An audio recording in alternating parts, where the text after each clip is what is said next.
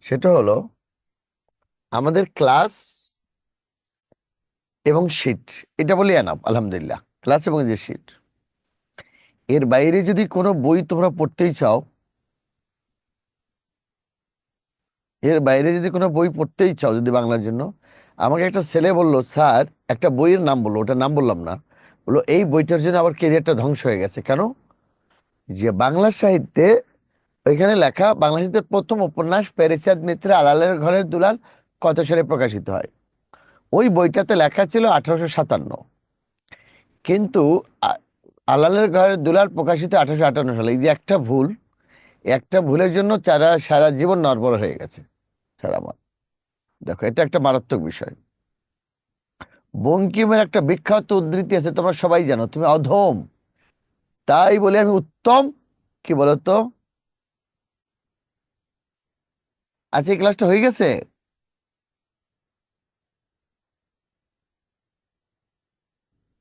আমি জানি। তো সেক্ষেত্রে দেখো, বঙ্কিমের বিখ্যাত উদ্ধৃতি, তুমি অধম তাই বলে উত্তম না হইব কেন, শুদ্ধ বাক্য না হইব কেন, কিন্তু অধিকাংশ বইয়ে লেখা হইব না কেন। দেখো কি একটা মারাত্মক ভুল। ভিক্ষুককে ভিক্ষা দেয়, বাক্যে ভিক্ষা কোন কারক? অধিকাংশ ছেলে মেয়ে বলে সম্বোধন করো, কোথায় বলে স্যার বইয়ে পাইছি, গাইডে পাইছি। আসলে না, ভিক্ষা হলো, ভিক্ষা হলো কর্মকারক, আর ভিক্ষুক হলো সম্বোধনের চতুর্থী। এটা সেক্ষেত্রে যদি বাংলার জন্য একটা বেস্ট বই হাতের কাছে রাখতে চাও সারা জীবনের জন্য, নিজের সন্তান নেক্সট জেনারেশন বানানসহ, সেটা হলো লহরী বাংলা। একটা বই যথেষ্ট, তোমার সারা জীবন বদলে দিবে। ওইটা বানান, ওইখানকার পারিবেশিক শব্দ, ওইখানকার সন্ধির এক্সক্লুসিভ নিয়ম, ওইখানকার সমাস, ওইখানকার সাহিত্য, ঠিক আছে? সুতরাং আমাদের ক্লাস এবং শিটের চা লাগবে না। লহরী বাংলা আমরা 21টা বছর দীর্ঘ সাধনার পর এটা নিয়ে এসেছি, একটা এক্সক্লুসিভ বই। প্রচার প্রচারণা কম, কিন্তু নির্ভুল এবং সবচেয়ে গুরুত্বপূর্ণ। ঠিক আছে? লেখক শামসুল আলম। লেখককে, বইটির নামটা শুধু লিখে রাখো, লহরী বাংলা। গুগল একবার সার্চ দিবা, ঠিক আছে? দেখবা বাংলার জন্য একটা অপ্রতিদ্বন্দ্বী, অপ্রয়োজনীয় কোনো কথাবার্তা নেই, অতিরিক্ত কোনো বিষয় নেই, সব গুরুত্বপূর্ণ। এবার আসো, খুবই গুরুত্বপূর্ণ এই অংশটা। বিসমিল্লাহির রহমানির রহিম, শুরু করলাম আমরা।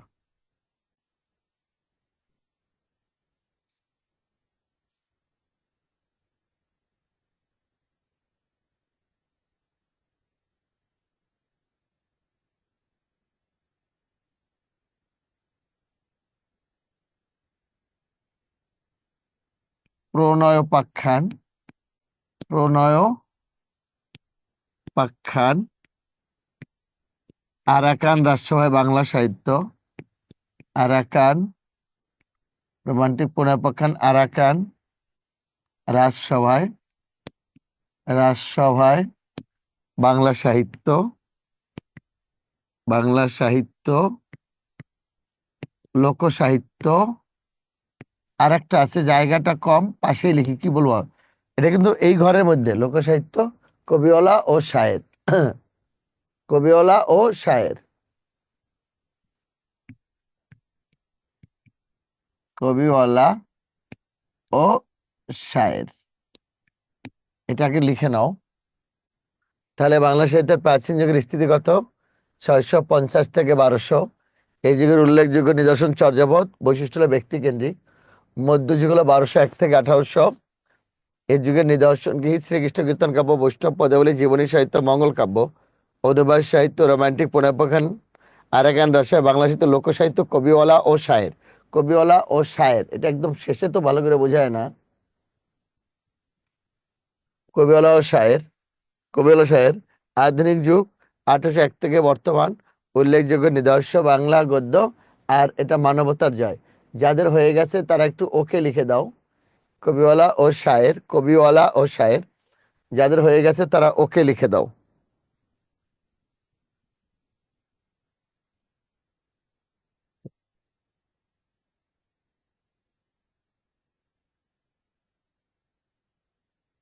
ধর্মকেন্দ্রিক বা দেবদেবী নির্ভর, ওকে। ওকে, তাহলে বাকির একটা স্ক্রিনশট দিয়ে নাও, ঝটপট করে একটা স্ক্রিনশট দিয়ে নাও। এটা অল্প জায়গার মধ্যে অনেক বেশি লিখতে হয়েছে তো একটু গিঞ্জি হয়ে গেছে।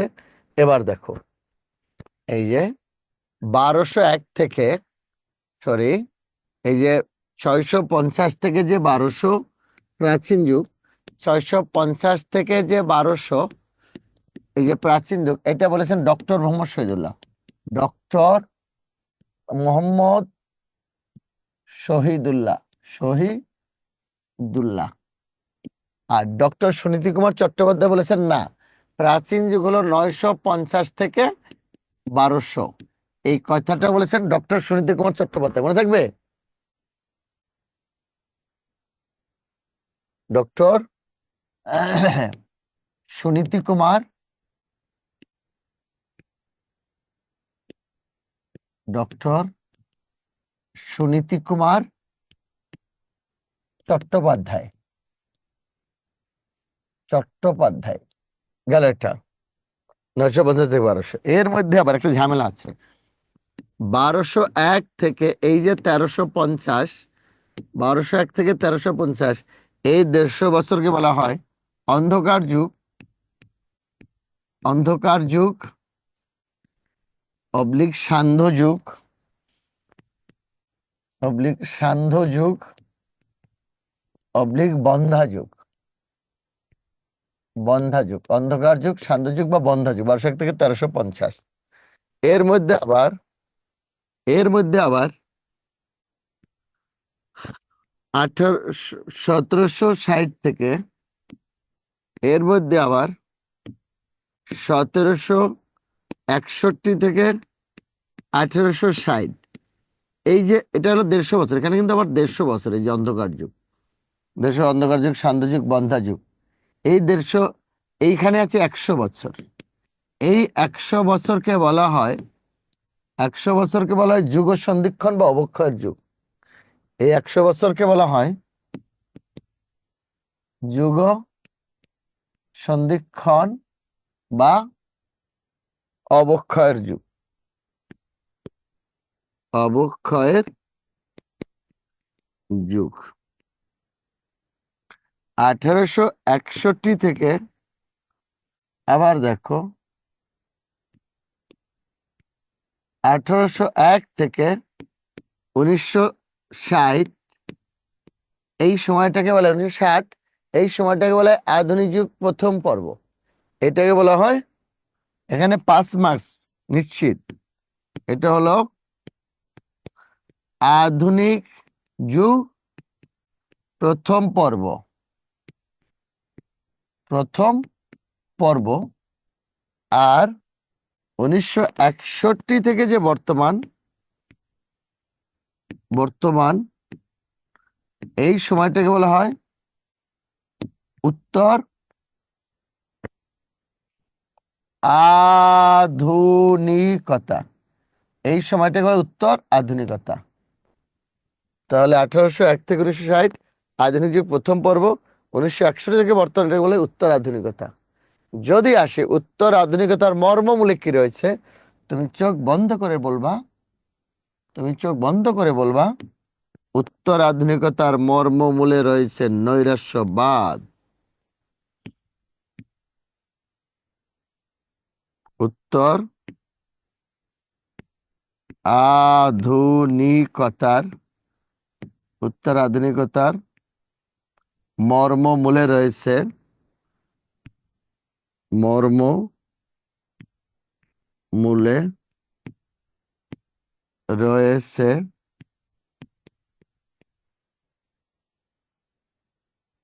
নৈরাশ্যবাদ। কোন সাহিত্যের মর্মমূলে নৈরাশ্যবাদ রয়েছে বলতো? উত্তর আধুনিকতা। উত্তর আধুনিকতার মর্মমূলে রয়েছে নৈরাশ্যবাদ। তাহলে 650 থেকে 1200 প্রাচীন যুগ ডক্টর শহীদুল্লাহ, 950 থেকে 1200 ডক্টর সুনীতি কুমার চট্টোপাধ্যায়, 1201 থেকে 1350, 10 বছর হলে অন্ধকার যুগ, সান্ধ্য যুগ বা বন্ধ যুগ। ঠিক আছে।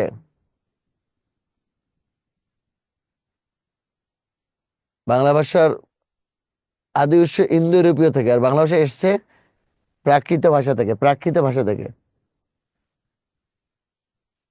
1201 থেকে 1350 অন্ধকার যুগ, সান্ধ্য যুগ বা বন্ধা যুগ। 1761 1860 100 বছর যুগ সন্ধিক্ষণ বা অবক্ষয়ের যুগ। 1861 থেকে 1900 আধুনিক যুগ প্রথম পর্ব। 1961 বর্তমান উত্তর আধুনিকতা। আর উত্তর আধুনিকতার মর্মমূলে রয়েছে নৈরাশ্যবাদ। কোন সাহিত্যের মর্মমূলে নৈরাশ্যবাদ রয়েছে? উত্তর আধুনিকতার মর্মমূলে রয়েছে নৈরাশ্যবাদ। লেখা শেষ হলে ওকে বা ডান লিখে দাও। ওকে বা ডান, ওকে বা ডান।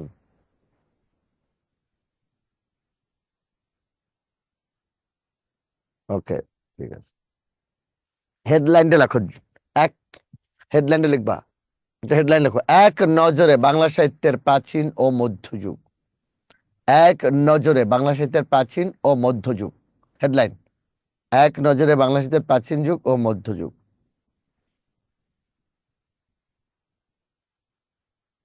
এক নজরে বাংলাদেশের প্রাচীন ও মধ্যযুগ, প্রথম কথাটা রাখো।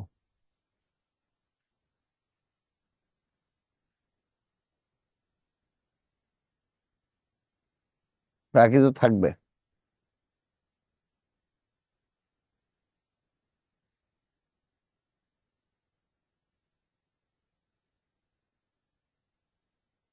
আরে স্যার, শীট কি ডাউনলোড করা যায় না?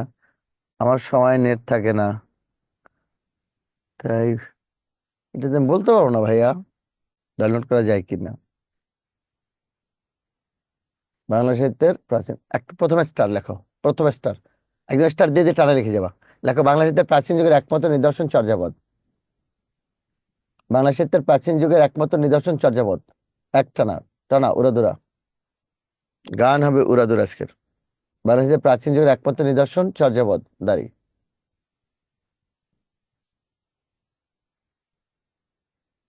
চর্যাপদ দেখো। চর্যাপদ বৌদ্ধ সহজিয়া সম্প্রদায়ের সাধন সঙ্গীত। তার দেখি না মানে, এটা তো আর দেখার দরকার নেই, এটা তো আমরা অনেক আগেই লিখে শেষ করছি ভাইয়া। এটা তো মুছেই ফেলবো, এটা স্ক্রিনশট, এটা মুছেই ফেলবো। বাংলা সাহিত্যের প্রাচীন যুগের একমাত্র নিদর্শন চর্যাপদ। কোনো লেখা যাবে না, নিজ দেখতে লিখতে হবে। চর্যাপদ বৌদ্ধ সহজিয়া সম্প্রদায়ের সাধন সঙ্গীত।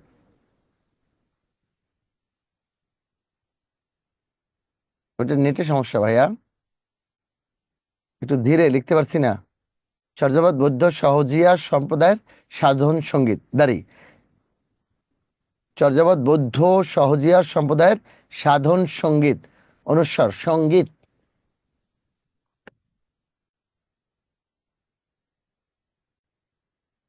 বৌদ্ধ সহজিয়া সম্প্রদায়ের সাধন সঙ্গীত। ওই যে যাদের লেখা হয়েছে আমার দিক তাকিয়ে আছে, পরের স্টার দিয়ে লেখো। চর্যাপদ বৌদ্ধ সহজিয়া সম্প্রদায়ের সাধন সঙ্গীত, পরের স্টার দিয়ে লিখবা। সহজিয়া বৌদ্ধ ধর্মের একটি বিশেষ সম্প্রদায়। সহজিয়া, তোমরা বললেও বুঝবা না, লিখলেও বুঝবা না, তাহলে কেমনে বুঝালো? সহজিয়া বৌদ্ধ ধর্মের, সহজিয়া বৌদ্ধ ধর্মের একটি বিশেষ সম্প্রদায়। একটি বিশেষ সম্প্রদায়, বিশেষ সম্প্রদায় দাঁড়ি। তারা বৌদ্ধ ধর্মকে, বৌদ্ধ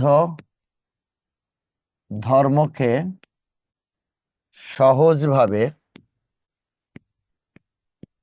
সহজভাবে উপস্থাপনা, উপস্থাপনা করেছিলেন বলে,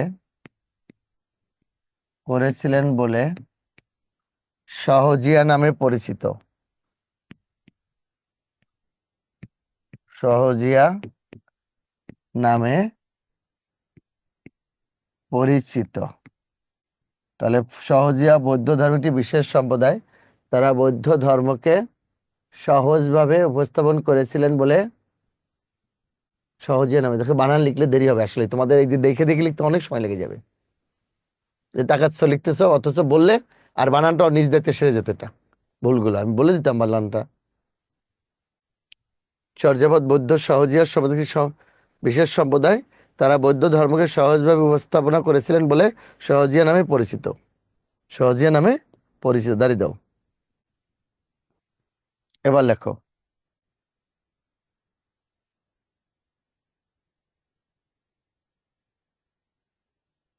স্টার দিয়ে লেখো, স্টার দিয়ে লিখবা।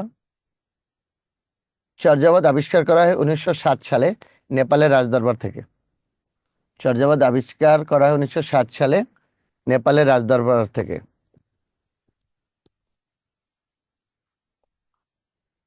চর্যাপদ আবিষ্কার করা হয় 1907 সালে নেপালের রাজদরবার থেকে। নেপালের রাজদরবার থেকে আসলে যেন পারো প্লিজ।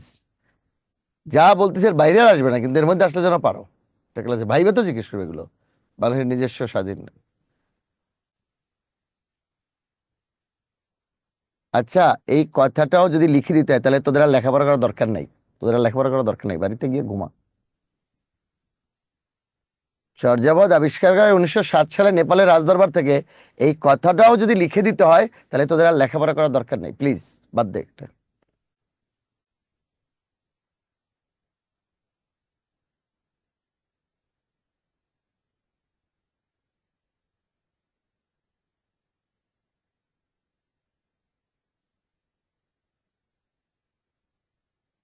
এবার লেখো, যেটা কঠিন বানান সেটা আমি লিখিয়ে দিচ্ছি। এবার স্টার দিয়ে লেখো। আবিষ্কার করেন, আলাদা স্টার দিয়ে লেখো। আবিষ্কার করেন, আবিষ্কার করেন মহামহোপাধ্যায় হরপ্রসাদ শাস্ত্রী মহাশয়। এই বানানটা আমি লিখে দিচ্ছি। আবিষ্কার করেন, তাহলে চর্যাপদ আবিষ্কার করেন কে বলো? চর্যাপদ আবিষ্কার করেন কে বলো তো? মহামহোপাধ্যায় হরপ্রসাদ শাস্ত্রী মহাশয়। মহামহোপাধ্যায়, মহামহোপাধ্যায় হরপ্রসাদ, হরপ্রসাদ শাস্ত্রী, তার মহামহোপাধ্যায় হরপ্রসাদ শাস্ত্রী মহাশয়। মহোপাধ্যায় হরপ্রসাদ শাস্ত্রী মহাশয়। তাহলে চর্যাপদ আবিষ্কার করেন কি বলতো? মহামহোপাধ্যায় হরপ্রসাদ শাস্ত্রী মহাশয়। নাম হলো হরপ্রসাদ শাস্ত্রী। মহাশয় হলো ভদ্রতার জন্য বলে, আর উপাধি হলো মহামহোপাধ্যায়। এখন প্রশ্ন ঘুরে আসতে পারে, হরপ্রসাদ শাস্ত্রীর উপাধি কি? মহামহোপাধ্যায়। হরপ্রসাদ শাস্ত্রীর উপাধি কি বলতো? মহামহোপাধ্যায়। মহামহোপাধ্যায়। প্রকাশ 1916 সালে বঙ্গীয় সাহিত্য পরিষদ হতে। প্রকাশ 1916 সালে বঙ্গীয় সাহিত্য পরিষদ হতে। স্টার দিয়ে লেখো, প্রকাশ লিখে কলম দিয়ে লেখো। 1916 সালে বঙ্গীয় সাহিত্য পরিষদ থেকে বা বঙ্গীয় সাহিত্য পরিষদ হতে। প্রকাশ 1900। একটু দরজাগুলো একটু বন্ধ করে না দিলে রুম ঠান্ডা হবে না, যে বাতাসটা ঠিক তোমার বরাবর লাগে। প্রকাশ 1916 সালে বঙ্গীয় সাহিত্য পরিষদ হতে। ওকে, ডান, থ্যাংক ইউ ভেরি মাচ। এবার লেখো, যে নামে প্রকাশিত হয়, যে নামে প্রকাশিত হয়, যে নামে প্রকাশিত হয়, লেখো। হাজার বছরের পুরানো বাংলা ভাষায় বৌদ্ধ গান ও দোহা। চর্যাপদ কি নামে প্রকাশিত হয় বলতো? হাজার বছরের পুরানো বাংলা ভাষায় বৌদ্ধ গান ও দোহা নামে। হাজার বছরের পুরানো বাংলা ভাষায় বৌদ্ধ গান ও দোহা নামে।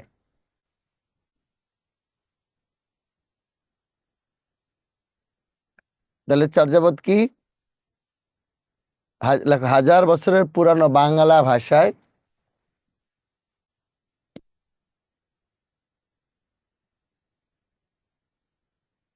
হাজার, এখানে রয় ফোঁটা কিন্তু, বছরের পুরানো, পুরানো বাংলাটা উনি এইভাবে লিখেছিলেন বাংলা।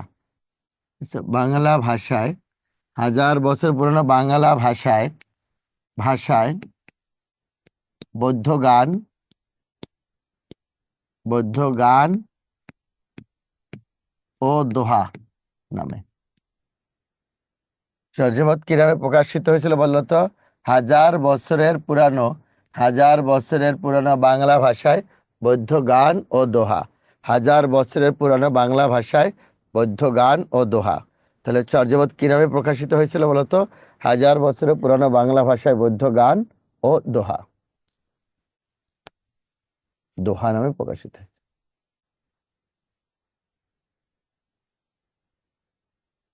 এবার আসো, যদি আসে বাংলা ভাষার বয়স কত? 1000 বছর। চর্যাপদের বয়স কত? 1000 বছর। বাংলা সাহিত্য কত বছরের পুরানো? 1000 বছর, নাম্বার ওয়ান। মনে থাকবে যে 1000 বছর পুরানো। আর যদি আসে চর্যাপদ কি কবিতা না গানের সংকলন? চোখ বন্ধ করো, চর্যাপদ গান। চর্যাপদ গান, মনে থাকবে।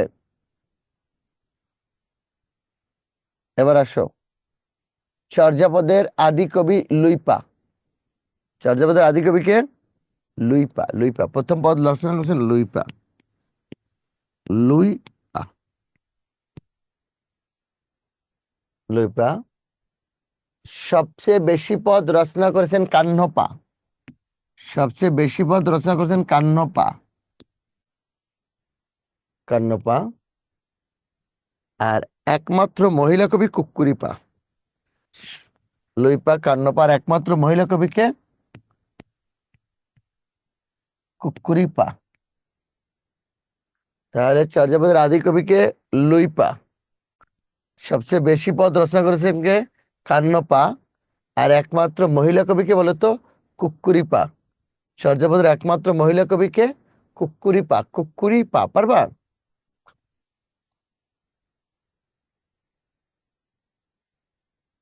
ওকে, ডান। এবার আসো,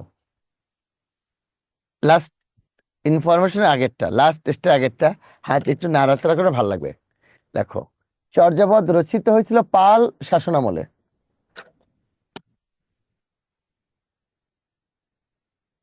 চর্যাপদ রচিত হয়েছিল পাল শাসনামলে। একটা জাদু দেখবা, এটা একটা চশমার দেখো, কলমটা এখানে আটকে দিই। আ কি মজা না? চর্যাপদ রচিত ছিল পাল শাসনামলে। আর তারা দেশ ত্যাগ করেছিলেন সেন শাসনামলে। একটা তথ্য লিখতে হবে, আমি বলে দিই। পাল রাজাগণ ছিলেন কিন্তু বৌদ্ধ, আর সেন রাজাগণ ছিলেন বর্ণবাদী হিন্দু ব্রাহ্মণ। চর্যাপদ রচিত হয়েছিল পাল শাসনামলে, আর তারা চলে গেছিলেন সেন রাজাদের সময়, সেন শাসনামলে। চর্যাপদ রচিত হয়েছিল পাল শাসনামলে, আর তারা চলে গেছিলেন সেন শাসনামলে। দেশ ত্যাগ করেছিলেন সেন শাসনামলে, মনে থাকবে এটুকু? হ্যাঁ হ্যাঁ হ্যাঁ, জি স্যার, জি স্যার, জি স্যার, জি স্যার। আর দুটো তথ্য লিখো। চর্যাপদ রচিত হয়েছিল, ওই যে যারা চর্যাপদ লিখছে বৌদ্ধ সহজিয়াগণ, যারা লিখছে তারা চলে গেছিল, এই দেশ ত্যাগ করে নেপাল চলে গেছিলেন সেন শাসনামলে, বুঝছো? চর্যাপদ লিখেছিলেন তারা পান শাসনের দেশে, আর তারা এই দেশ থেকে ত্যাগ করে নেপাল চলে গেছিলেন সেন শাসনামলে। এটা বুঝানোর জন্য। ক্লিয়ার এবার? থ্যাংক ইউ, প্রশ্নের জন্য ধন্যবাদ। উফ, পাল আর সেন। এবার আসো, যে কথাটা বলতেছিলাম, বলবো কথা আজকের ক্লাসে, পাল আর সেন। এবার একটা তথ্য লিখো। চর্যাপদের 6টি প্রবাদ প্রবচন রয়েছে। বাকি এগুলো তোমাদের পড়তে হবে না, খালি মনে রেখো। আপনা মাংসে হরিণা বরি, আরটা হলো দুহিল দুধু নাহি বেন্টে সামায়ে। হ্যাঁ, চর্যাপদের 6টি প্রবাদ প্রবচন রয়েছে। চর্যাপদের 6টি প্রবাদ প্রবচন রয়েছে। স্টার দিয়ে লেখো। চর্যাপদ রচিত হয়েছে মাত্রাবৃত্ত ছন্দে। চর্যাপদের 6টি প্রবাদ প্রবচন রয়েছে, আর চর্যাপদ রচিত হয়েছে মাত্রাবৃত্ত ছন্দে। কোন ছন্দে বলতো? মাত্রাবৃত্ত ছন্দে।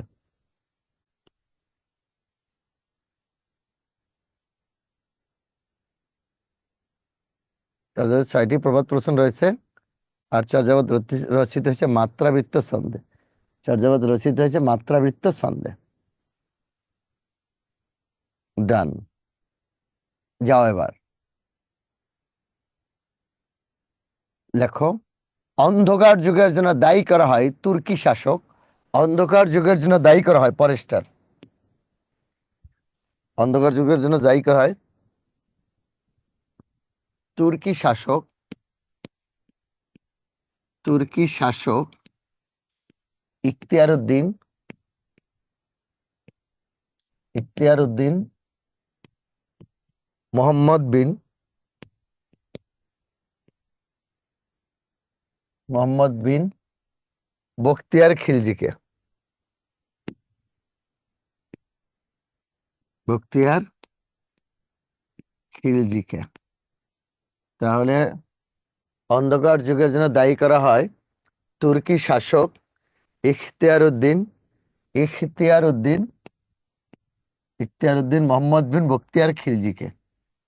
তাহলে অন্ধকার যুগের জন্য দায়ী করা হয় তুর্কি শাসক ইখতিয়ার উদ্দিন মোহাম্মদ বিন বখতিয়ার খিলজি। তুর্কি শাসক ইখতিয়ার উদ্দিন মোহাম্মদ বিন বখতিয়ার খিলজিকে।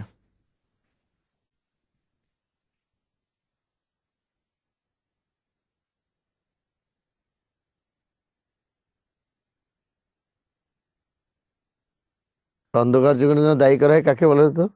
তুর্কি শাসক ইখতিয়ার উদ্দিন মোহাম্মদ বিন বখতিয়ার খিলজিকে।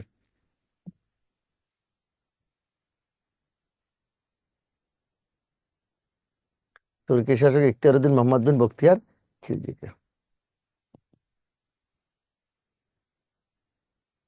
এবার আসো, তাহলে গেল।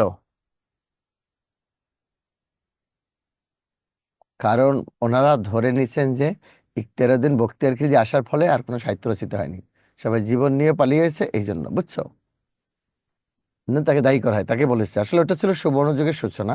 এটা নিয়ে অনেক আলোচনা আছে, কিন্তু যেহেতু তোমাদেরকে এক নজরে প্রাচীন ও একসাথে শেষ করবো, এই জন্য ডিটেলস আমি যাব না। গুরুত্বপূর্ণ তথ্যগুলো খালি লিখে নাও। দেখো, অন্ধকার যুগের উল্লেখযোগ্য নিদর্শনগুলো হলো অন্ধকার যুগের জন্য উল্লেখযোগ্য নিদর্শনগুলো হলো রামাই পণ্ডিতের শূন্য পুরাণ। রামাই পণ্ডিতের শূন্য পুরাণ। শূন্য পুরাণ। আর একটা হলো হলায়ুদ মিশ্রের হলায়ুদ মিশ্রের শেখ শুভদয়া। শেখ শুভ দয়া। যদি কখনো কোনো পরীক্ষা আসে শূন্য পুরাণ কে লিখেছেন, চোখ বন্ধ করবো রামাই পণ্ডিত। তাহলে অন্ধকার যুগে উল্লেখযোগ্য নিদর্শন হলো রামাই পণ্ডিতের শূন্য পুরাণ এবং হলায়ুদ মিশ্রের শেখ শুভ দয়া। আর কি লিখেছেন? হলায়ুদ। তাহলে রামাই পণ্ডিতের শূন্য পুরাণ আর হলায়ুদ মিশ্রের শেখ শুভ দয়া।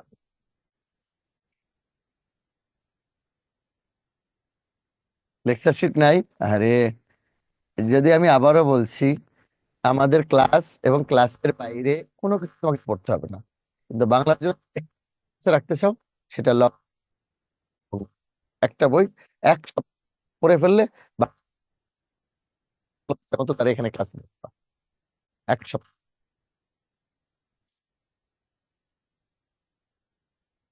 অন্ধকার যুগের উল্লেখযোগ্য রামাই পণ্ডিত কি লিখেছেন বলতো? শূন্য পুরাণ। আর হলায়দ মিশ্র কি লিখেছেন? শেখ শুভদয়া। শেখ শুভদয়া। ঠিক আছে। কেটে কেটে আসছে, নেটে প্রবলেম? আরে, রেজিস্টার দাও। নেটে প্রবলেম হলে রেজিস্টার দিবা, ডিভাইস রেজিস্টার দিবা। আমি চেষ্টা করতেছি রে। তো দেখো তো সাউন্ড ঠিক আছে কিনা। ঠিক আছে। প্রবলেম, আরে কেটে কেটে আসছে। আমাদের নেটে না ওদের নেটে?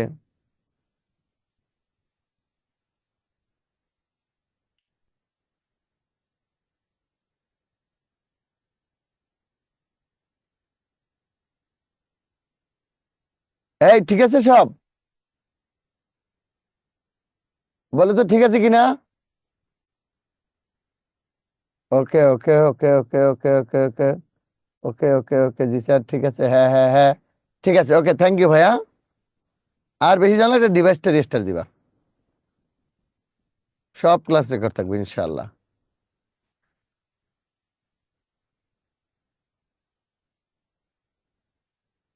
চর্যাপদের রচয়িতা 24 জন কবি, আর এখানে 51টা পদ আছে, পাওয়া গেছে 46.5টা। চর্যাপদের কথা জিজ্ঞেস করেছো তো? চর্যাপদে 24 জন কবির 51টা পদ ছিল। যদিও ডক্টর মোহাম্মদ শহীদুল্লাহ বলছে 50 জন কবির 23 জন কবির 50টা পদ ছিল। 24 জন কবির 51টা পদ ছিল, আর পাওয়া গেছে 46.5টা। 46.5টা। এখানে রামাই পণ্ডিত লিখছে শূন্য পুরাণ, আর হলায়দ মিশ্র লিখেছেন শেখ শুভদয়া। শেখের শুভ আগমন, শেখ শুভদয়া। এটা একজন মধ্যযুগে একজন মুসলিম পীরকে নিয়ে রচিত গ্রন্থের নাম শেখ শুভদয়া। মধ্যযুগে একজন মুসলিম পীরকে নিয়ে রচিত গ্রন্থের নাম শেখ শুভদয়া। শেখ কুতুব সুবেদার কে লিখেছেন? হলাদ মিশ্র। আর শূন্য পুরাণ কে লিখেছেন? রামাই পণ্ডিত। শূন্য পুরাণ কে লিখেছেন বলতো? রামাই পণ্ডিত। রামাই পণ্ডিত। গেল। নেক্সট যাও।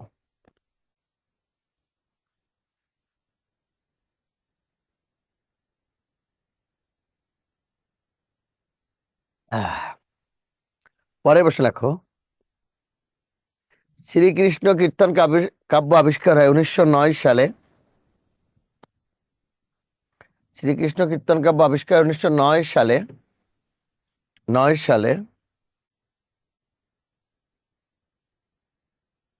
শ্রীকৃষ্ণ কীর্তন কাব্য আবিষ্কার 1909 সালে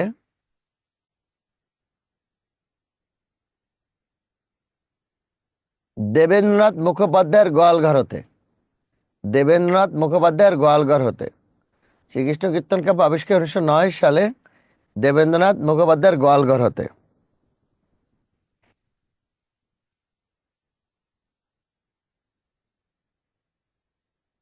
চর্যাপদ আবিষ্কার 1907 সালে। আর শ্রীকৃষ্ণ কীর্তন কাব্য আবিষ্কার 1909 সালে দেবেন্দ্রনাথ মুখোপাধ্যায়ের গোয়ালঘর হতে। দেবেন্দ্রনাথ মুখোপাধ্যায়ের গোয়ালঘর হতে। হ্যাঁ, শ্রীকৃষ্ণ কীর্তন কাব্য গেল এটা। আবিষ্কার করেন কে? দেখো, আবিষ্কার করেন শ্রীকৃষ্ণ কীর্তন কাব্য আবিষ্কার করেন কে? দেখো, আমরা অলরেডি দেখে নিও। তাই একটা পোস্ট দেখছি।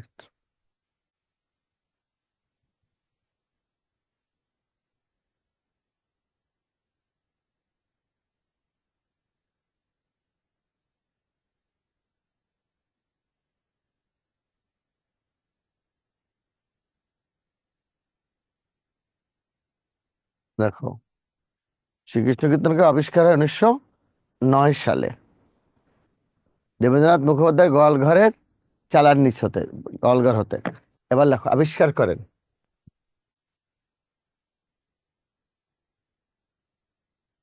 আবিষ্কার করেন। আবিষ্কার করেন মহামহোপাধ্যায়। হুম। এবার দেখো, আবিষ্কার করেন কে? দেখো, বসন্ত রঞ্জন রায়। বসন্ত রঞ্জন রায়। বসন্ত রঞ্জন রায়। বিদ্যুৎ দল্লভ। বিদ্যুৎ দল্লভ। ঠিক আছে। তাহলে শ্রীকৃষ্ণ কীর্তন কাব্য আবিষ্কার করেন বসন্ত রঞ্জন রায়। বসন্ত রঞ্জন রায়। বিদ্যুৎ দল্লভ। বিদ্যুৎ দল্লভ। বিদ্যুৎ সমাজের হাতিয়ার। আবিষ্কার করেন কে? মহামহোপাধ্যায় হরপ্রসাদ শাস্ত্রী মহাশয়। আর শ্রীকৃষ্ণ কীর্তন কাব্য আবিষ্কার করেন বসন্ত রঞ্জন রায়। বিদ্যুৎ দল্লভ। বসন্ত বিদ্যুৎ দল্লভ। বিদ্যুৎ সমাজের হাতিয়ার। বসন্ত রঞ্জন রায়, বিদ্যুৎ দল্লভ। বসন্ত রঞ্জন রায়ের উপাধি বিদ্যুৎ দল্লভ। ঠিক আছে? করতে পারলে।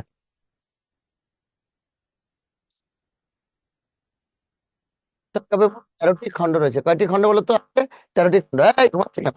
শ্রীকৃষ্ণ কীর্তন কাব্য করতে কাহিনী কাহিনী বলা যেত, তাহলে ওর মজা লাগতো। রাধা কৃষ্ণ কি ঘটেছে না, সেটা তো শুনে কেমন। আর এখানে এমন কিছু বিষয় আছে সেটা না বললেই বরং ভালো। আবার কেটে আসে। দেখো তো, রানাকে বলো তো এরকম নেট প্রবলেম কেন একটু পরপর। একটু পরপর নেট প্রবলেম, এটা কেন হচ্ছে? এবার লেখো, মোট খণ্ড কয়টি? মোট 13টি। শব্দ সমস্যা।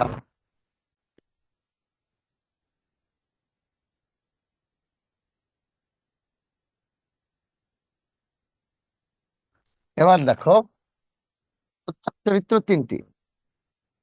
প্রধান 3টি। কি কি? রাধা, রাধা কৃষ্ণ ও বড়াই। শ্রীকৃষ্ণ কীর্তন কাব্যের প্রধান চরিত্র কিন্তু রাধা কৃষ্ণ বড়াই।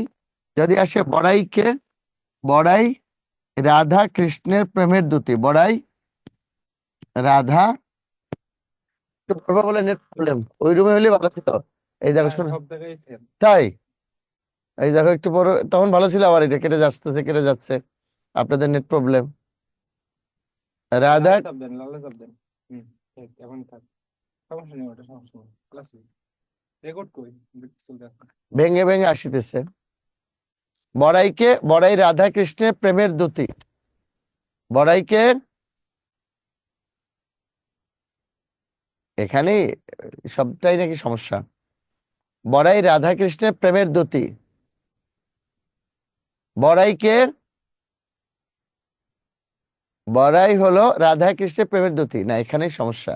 এখানেই এটা নাম, একটা নাম, বড়াইটা হলো নাম। বুঝছো? এটা হলো আইহন ঘোষের পিসিমা। বললাম না, ডিটেলস এত বলা যাবে না। হ্যাঁ, নেটের প্রবলেম, এটা বুঝে উঠতে পারতেছি। এই রুমে নাকি সব জায়গায় সমস্যা। এখানে আমি ডেকেছিলাম বড়াইকে। বড়াই রাধা কৃষ্ণের প্রেমের দ্যুতি, দ্যুতি বার্তাবাহক। রাধা কৃষ্ণের প্রেমের দ্যুতি। ঠিক আছে? যাই হোক সীমা। এবার এখন শোনো, বারবার তুমি যদি নেট সমস্যা বলে ই করে, হলে কিছুই করার নেই। কারণ সমস্যা হলে সবারই হবে।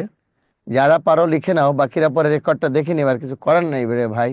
ক্লাস কি বন্ধ করে দেওয়া যাবে? বলো। বড়াই রাধা রাধা কৃষ্ণের প্রেমের দ্যুতি। দ্যুতি মানে বড়াই রাধা কৃষ্ণের প্রেমের দ্যুতি। এবার একটা মজার বিষয় কি জানো? কৃষ্ণ কীর্তন কাব্যের বিষয়বস্তু রাধা কৃষ্ণের প্রেম। বৈষ্ণব পদাবলীর বিষয়বস্তু রাধা কৃষ্ণ প্রেম। শ্রীকৃষ্ণ কীর্তন কাব্যের, হ্যাঁ ক্লিয়ার আসবে। শ্রীকৃষ্ণ কীর্তন কাব্যের বিষয়বস্তু রাধা কৃষ্ণের প্রেম। বৈষ্ণব পদাবলীর বিষয়বস্তু রাধা কৃষ্ণের প্রেম। তবে কৃষ্ণ কীর্তন কাব্য কবি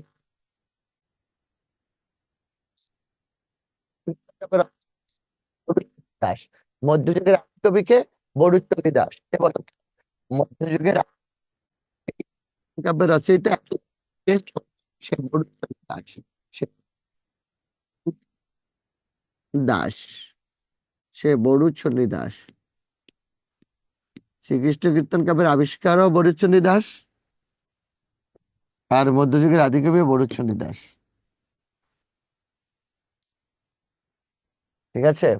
আর সব কবিতা কি অজস্র কবি লিখেছেন। হ্যাঁ, রেকর্ড ক্লাস ক্লিয়ার আসবে ইনশাআল্লাহ। এবার আসো, মধ্যযুগের আদিকবিকে বরুচন্ডী দাস।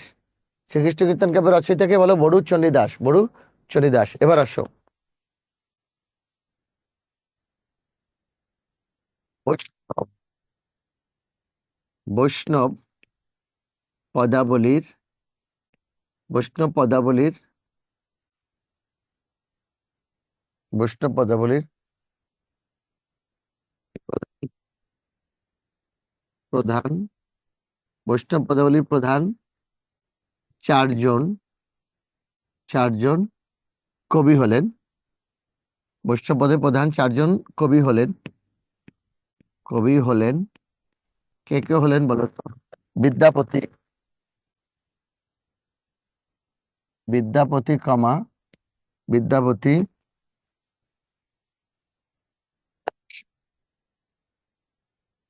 চন্ডীদাস, বিদ্যাপতি চন্ডীদাস,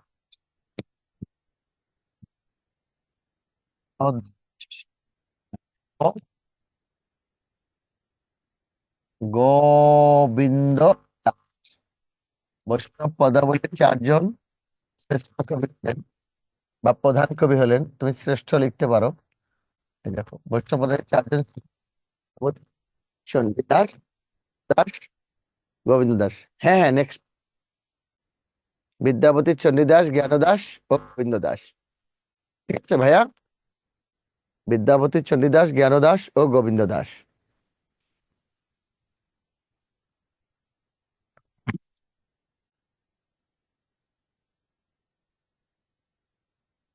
বিদ্যাপতি, চন্ডীদাস, জ্ঞানদাস ও গোবিন্দ দাস। দাঁড়িয়ে দাও। এবার লেখো, পরেরটা লেখো। এদের মধ্যে শ্রেষ্ঠ কবি এবং আদি কবি কিন্তু বিদ্যাপতি। এদের মধ্যে বৈষ্ণব পদাবলীর শ্রেষ্ঠ কবি এবং আদি কবি কিন্তু বিদ্যাপতি। খেয়াল রেখো, বিদ্যাপতি বাংলা ভাষায় কোনো পদ রচনা না করে,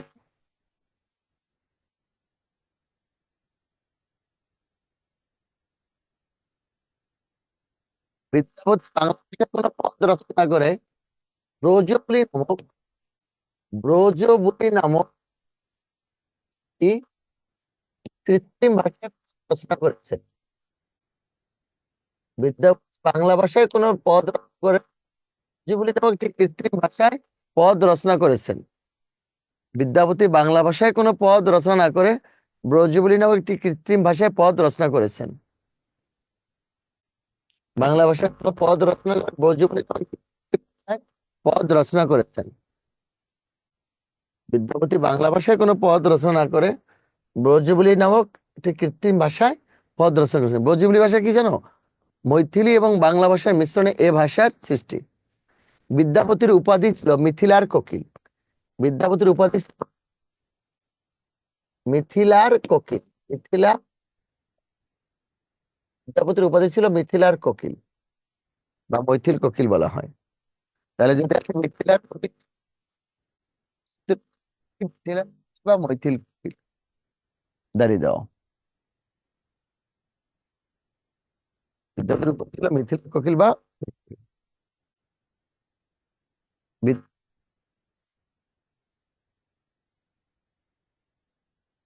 তোমরা এত কথা কেন বলো আমি বুঝি না। বিদ্যাপতি ছিল মিথিলার কোকিল।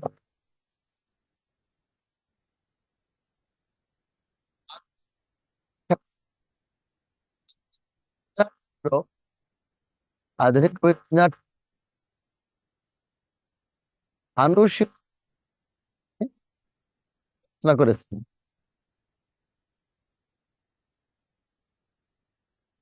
আধুনিক কবি রবীন্দ্রনাথ ঠাকুর ভানু সিংহ ঠাকুর নামে বৈষ্ণব কবিতা রচনা।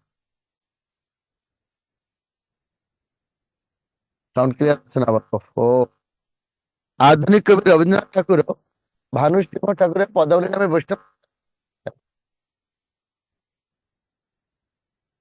ফোনের সমস্যা না নেটের সমস্যা?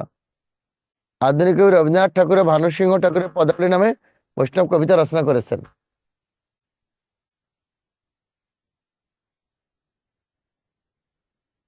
রুম পাল্টাও। স্যার আপনি তো অনেক মজা করে পড়ান, কিন্তু এখন তো রোবোটিক হয়ে যাচ্ছে পড়া। আমি আপনার অফলাইনে ক্লাস করেছি। আরে ভাইয়া, অফলাইনে আমি বলি সেটা তো অনেক থাকে। এখন এক ক্লাসে প্রাচীন মধ্যে যদি আমরা মজা করতে যাই, করতে যাই, কাহিনী শোনাতে যাই, তাহলে অনেক সময় লেগে যাবে। সেক্ষেত্রে যদি একটু না টেনে যাই, বুঝছো? তাহলে এখন আমার তো কিছু করার নাই। আবার দেখো, সাউন্ড ক্লিয়ার না, নেট প্রবলেম, বলো আমি কি করব? ঠিক আছে,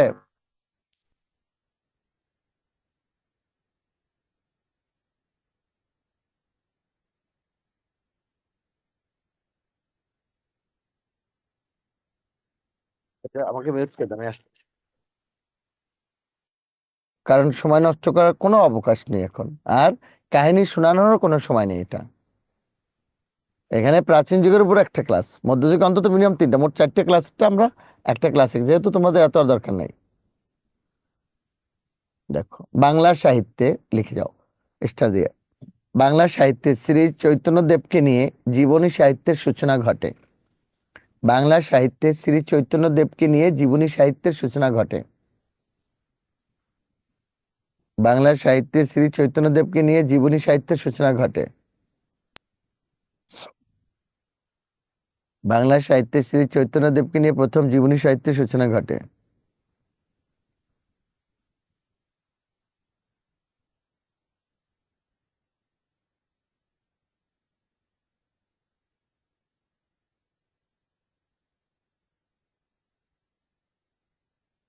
লিখছো শ্রী চৈতন্যদেবকে নিয়ে প্রথম জীবনী সাহিত্যের সূচনা ঘটে, দাঁড়িয়ে দাও। এবার লেখো, শ্রী চৈতন্যদেবের উপর রচিত প্রথম জীবনী গ্রন্থের নাম হলো, শ্রী চৈতন্যদেবের উপর রচিত প্রথম জীবনী গ্রন্থের নাম হলো জীবনের গ্রন্থের নাম হলো বৃন্দাবন দাসের শ্রী চৈতন্য ভাগবত। এটা লিখেছেন কি বৃন্দাবন দাস, হ্যাঁ, বৃন্দাবন দাসের শ্রী চৈতন্য দেবের উপর রচিত, শ্রী চৈতন্য দেবের উপর রচিত প্রথম জীবনী গ্রন্থের নাম হলো বৃন্দাবন দাসের শ্রী চৈতন্য ভাগবত। শ্রী চৈতন্য বৃন্দাবন দাসের শ্রী চৈতন্য ভাগবত। দাঁড়িয়ে দাও, লাস্ট স্টার এখানে, লাস্ট লেখো। শ্রী চৈতন্য দেবের উপর রচিত সর্বাধিক তথ্যবহুল গ্রন্থ হলো, শ্রী চৈতন্য দেবের উপর রচিত সর্বাধিক তথ্যবহুল গ্রন্থ হলো কৃষ্ণদাস, কৃষ্ণদাস কবিরাজের, কৃষ্ণদাস কবিরাজের শ্রী চৈতন্য চরিতামৃত। বৃন্দাবন দাসের শ্রী চৈতন্য ভাগবত, আর এটা হলো কৃষ্ণদাস কবিরাজের, কৃষ্ণদাস কবিরাজের শ্রী চৈতন্য চরিতামৃত। চরিতামৃত মানে কি? শ্রী চৈতন্য দেবের চরিত্র অমৃতের মতো, মধুর মতো। তাহলে শ্রী চৈতন্য দেবের উপর রচিত প্রথম জীবনী গ্রন্থ হলো বৃন্দাবন দাসের শ্রী চৈতন্য ভাগবত, আর শ্রী চৈতন্য দেবের উপর রচিত সর্বাধিক তথ্যবহুল গ্রন্থ হলো কৃষ্ণদাস কবিরাজের, কৃষ্ণদাস কবিরাজের শ্রী চৈতন্য চরিতামৃত, কৃষ্ণদাস কবিরাজের শ্রী চৈতন্য চরিতামৃত। তোমাদের লেখা হয়েছে দুইটা, একটু মাথা ঝুলাও তাহলে বুঝবো। জি জি স্যার, জি জি, ওকে ডান। এবার আসো, এবার আসো মঙ্গল কাব্য। মঙ্গল কাব্য কথা আগে ওরকম হেডলাইন লিখতে হবে না, এমনি বুঝবাই তুমি যখন আমরা মঙ্গল লিখতেছি। দেখো মঙ্গল কথাটির অর্থ হিত বা কল্যাণ, হিত বা কল্যাণ, কল্যাণে মূর্ধন্য না। মঙ্গল কথাটির অর্থ কি? হিত বা কল্যাণ। একটা ইনভার্টেড কমা দাও। যে কোনো গ্রন্থ গদ্য পদ্য কোনো শব্দকে আলাদা কোট করতে হলে একটা ইনভার্টেড কমা দিয়ে পরে দাঁড়িয়ে দাও। মঙ্গল কথাটির অর্থ হলো হিত বা কল্যাণ, দাঁড়ি দিয়ে রাখো। দেখো লৌকিক ধারণা মতে,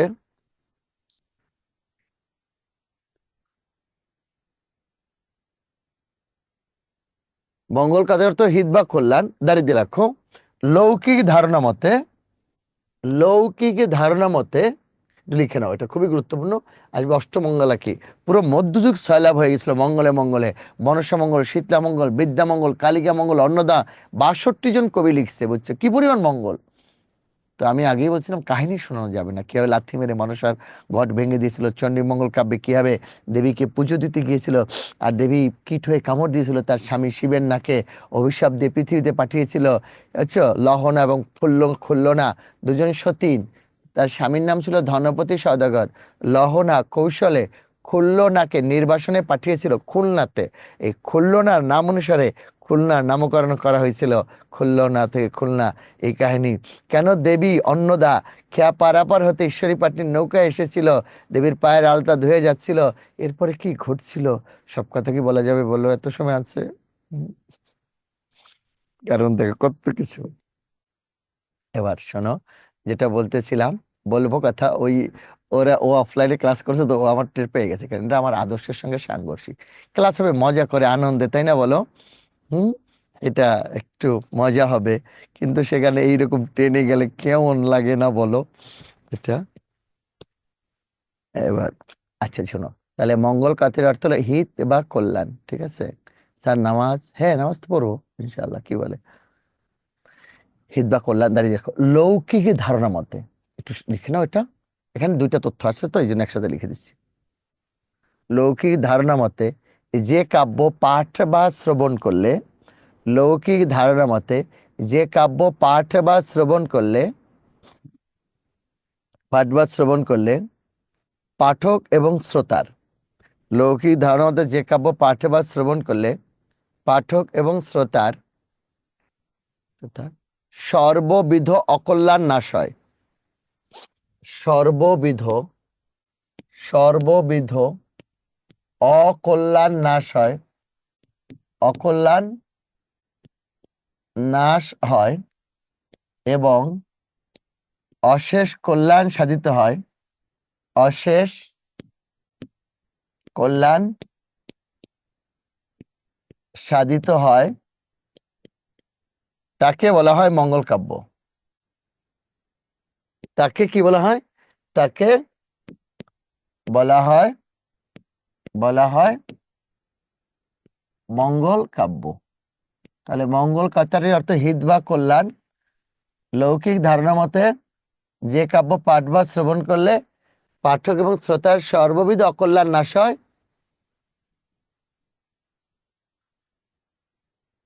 এবং অশেষ কল্যাণ সে তাকে বলে মঙ্গল কাব্য। দাঁড়িয়ে লেখো, দাঁড়িয়ে লিখবা এবারে। কেউ কেউ মনে করেন কেউ কেউ মনে করেন কেউ কেউ মনে করেন এ কাব্যের পাঠ কেউ কেউ মনে করেন এ কাব্যের পাঠ এক মঙ্গলবার শুরু হয়ে কেউ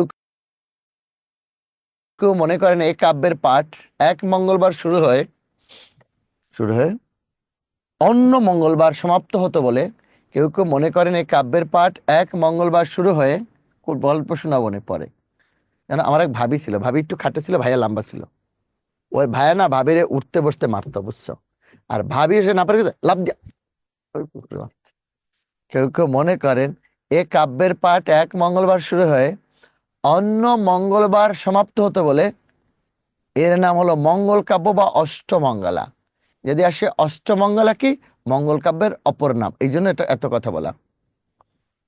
কেউ কেউ মনে করেন এ কাব্যের পাঠ এক মঙ্গলবার শুরু হয়ে অন্য মঙ্গলবার সমাপ্ত হতে হলে এর নাম মঙ্গল কাব্য বা অষ্টমঙ্গলা। শুধু এনটিআরসি এর জন্য যেটুকু লাগবে সেটুকু আমি শেষ করে দিচ্ছি ইনশাআল্লাহ। কিন্তু বিসিএস এর জন্য পড়তে হলে আর একটু ডিটেলস পড়তে হবে।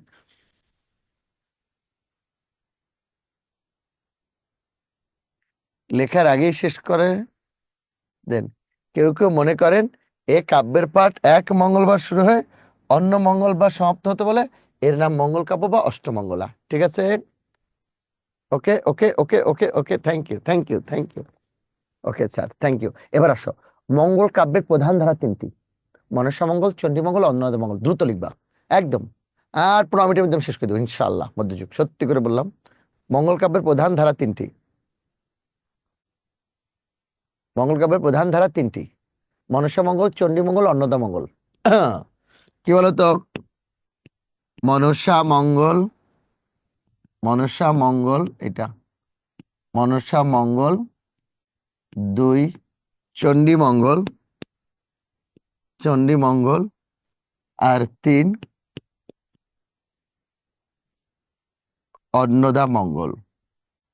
মঙ্গল কাব্যের প্রধান ধারা তিনটি: 1 মনসা মঙ্গল, 2 চণ্ডী মঙ্গল, 3 অন্নদা মঙ্গল। 3 অন্নদা মঙ্গল।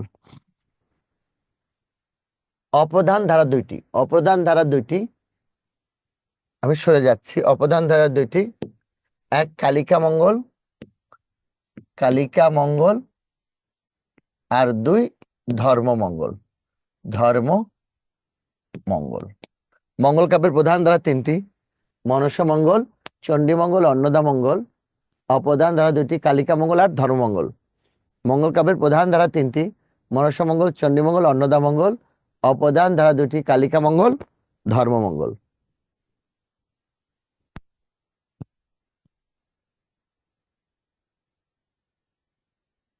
লিখছো ভাইয়া? প্রধান ধারা কয়টি? তিনটি। Okay sir, thank you. এবার লেখো টানা।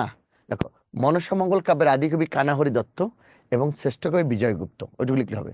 মনসা মঙ্গল কাব্যের আদিকবি কানা হরিদত্ত, কানা হরিদত্ত এবং শ্রেষ্ঠ কবি বিজয় গুপ্ত। মনসা মঙ্গল কাব্যের আদিকবি কানা হরিদত্ত এবং শ্রেষ্ঠ কবি বিজয় গুপ্ত। মনসা মঙ্গল কাব্যের আদিকবি কানা হরিদত্ত এবং শ্রেষ্ঠ কবি বিজয় গুপ্ত। মনসা মঙ্গল কাব্যের আদিকবি কানা হরিদত্ত এবং শ্রেষ্ঠ কবি বিজয় গুপ্ত।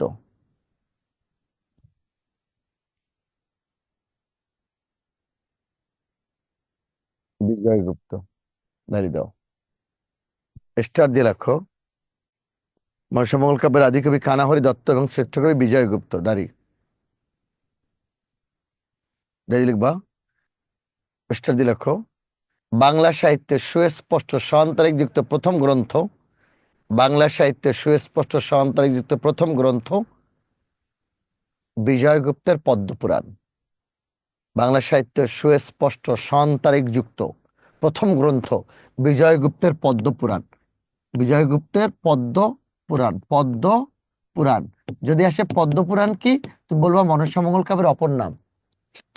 এটা লিখবা না, একটা কথা বলবো, সেটা এই পদ্মপুরাণটা লিখবে, এরপর একটা কথা লিখবে না। তাহলে বাংলা সাহিত্যের সুস্পষ্ট সন্তানিক প্রথম কোন বইয়ে এসো, সন্তানিত প্রথম গ্রন্থ হলো বিজয়গুপ্তের পদ্মপুরাণ। বিজয়গুপ্তের পদ্মপুরাণ, বিজয়গুপ্তের পদ্মপুরাণ। এখন শোনো, পরের অংশ এখন যেটা বলবো সেটা কিন্তু লিখবা না। লৌকিক ধারণা মতে, লৌকিক ধারণা মতে দেবী মনসার জন্ম হয়েছিল পদ্মপাতার উপর। এ কারণে কোনো কোনো কবি তাদের রচিত মনসামঙ্গল কাব্যকে পদ্মপুরাণ নামে অভিহিত করেছেন। লৌকিক ধারণা মতে দেবী মনসার জন্ম হয়েছিল পদ্মপাতার উপর। এ কারণে কোনো কোনো কবি তাদের রচিত মনসামঙ্গল কাব্যকে পদ্মপুরাণ নামে অভিহিত করেছেন। কি বলছি বলতো? লৌকিক ধারণা মতে দেবী মনসার জন্ম হয়েছিল পদ্মপাতার উপর। এ কারণে কোনো কোনো কবি তাদের রচিত মনসামঙ্গল কাব্যকে পদ্মপুরাণ নামে অভিহিত করেছেন। এ কারণে কোনো কোনো কবি তাদের রচিত মনসামঙ্গল কাব্যকে কি নামে অভিহিত করেছেন? পদ্মপুরাণ। তাহলে পদ্মপুরাণ কি মনসামঙ্গল কাব্যের? এবার লেখো, চণ্ডীমঙ্গল কাব্যের আদিকবি মানিক দত্ত। চণ্ডীমঙ্গল কাব্যের আদিকবি কে বলতো? মানিক দত্ত। মানিক দত্ত, মানিক দত্ত। এটা হলো খুবই ক্রুদ্ধ ছিল মনসা দেবী, বুঝছো, সাপের দেবী, আর এটা হলো বনের দেবী, মানিক দত্ত। চণ্ডীমঙ্গল কাব্যের আদিকবি মানিক দত্ত এবং শ্রেষ্ঠ কবি, এবং শ্রেষ্ঠ কবি মুকুন্দরাম চক্রবর্তী। মুকুন্দরাম, তবে একেবারে যে আলোচনা করবো না তা না, একটু লিখে নেই, শেষে একটা চমৎকার আলোচনা করে দেবো, কথা দিলাম। মুকুন্দরাম চক্রবর্তী, মুকুন্দরাম চক্রবর্তী। তাহলে চণ্ডীমঙ্গল কাব্যের আদিকবি মানিক দত্ত, শ্রেষ্ঠ কবি মুকুন্দরাম চক্রবর্তী। মুকুন্দরাম চক্রবর্তী। এবার দিয়ে রাখো, মুকুন্দরাম চক্রবর্তীর উপাধি কবি কঙ্কন। মুকুন্দরাম চক্রবর্তীর উপাধি কি বলতো? কবি কঙ্কন। কবি কঙ্কন মানে কি বলতো? কবিদের কাকন, অলংকার। মুকুন্দরাম চক্রবর্তীর উপাধি হলো কবি কঙ্কন, কবি কঙ্কন। আচ্ছা, আমি তো কখনো বলি নাই কাউকে যে নামাজ পড়তে নিষেধ। আমি একবার বলেছি যে নামাজ পড়া যাবে না বা নামাজ পড়বো না? একবার বলেছি বলো? যাদের নামাজ পড়া দরকার তারা অবশ্যই ক্লাসটাকে অফ রেখে পজ থেকে নামাজটা পড়ে নিবা। তাহলে স্যার আপনি কি করবেন? আমি ক্লাসটা একবারে আগে ভাগে শেষ করে দিব, নামাজের সময় নিয়ে শেষ করে দেবো, যাতে আসর নামাজ পড়ার সময় থাকে। ঠিক আছে? কারণ এখন আমি যদি 15 মিনিট সময় দিয়ে আবার বিরতি দেবো, আবার শুরু করবো আস্তে আস্তে, তার থেকে একবারে আগে ওই সময়টা হাতে নিয়ে ছেড়ে দেবো, যাতে সবাই, আর যদি কেউ যদি জামাত ধরতে হয় তাহলে সে আগে উঠে যাও, কোনো সমস্যা নেই। এবার আসো, মুকুন্দরাম চক্রবর্তীর উপাধি কবি কঙ্কন। এবার আসো, মধ্যযুগের শেষ বড় কবি ভারতচন্দ্র রায়গুণাকর। তিনি অন্নদামঙ্গল কাব্যের রচয়িতা। তাহলে ভারতচন্দ্রের উপাধি কি? গুণাকর। মধ্যযুগের শেষ বড় কবি ভারতচন্দ্র রায় গুণাকর। মধ্যযুগের শেষ বড় কবি ভারতচন্দ্র রায় গুণাকর। তিনি অন্নদামঙ্গল কাব্যের রচয়িতা। এগুলো সবই গুরুত্বপূর্ণ, এখন যেটা বলতেছি এক নজরে। মধ্যযুগের শেষ বড় কবি ভারতচন্দ্র রায় গুণাকর, তিনি অন্নদামঙ্গল কাব্যের রচয়িতা। এই ভদ্রলোকই 1760 খ্রিস্টাব্দে মারা যান। তিনি কত সালে মারা যান? 1760 খ্রিস্টাব্দে। তিনি ছিলেন নদিয়া রাজা কৃষ্ণচন্দ্রের সভাকবি।